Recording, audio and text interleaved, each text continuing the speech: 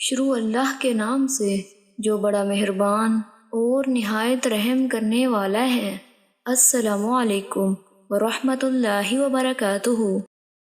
حضرت سامورہ بن جندب رضی اللہ تعالیٰ عنہ سے روایت ہے، رسول اللہ صلی اللہ علیہ وآلہ وسلم نے فرمایا، سب سے زیادہ پسند اللہ تعالیٰ کو 4 کلمے ہیں، سبحان اللہ والحمد للہ ولا الہ الا اللہ واللہ اکبر۔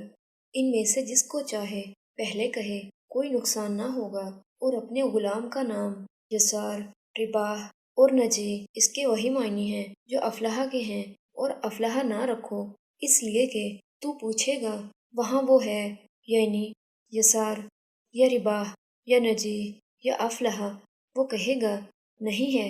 سمرہ رضی اللہ تعالیٰ عنہ نے کہا، رسول اللہ صلی اللہ علیہ وآلہ وسلم نے یہی 4 نام فرمائے تو زیادہ مت نقل کرنا مجھ سے۔ یہ مسلم شریف کی حدیث ہے جس کا حوالہ ساتھ موجود ہے۔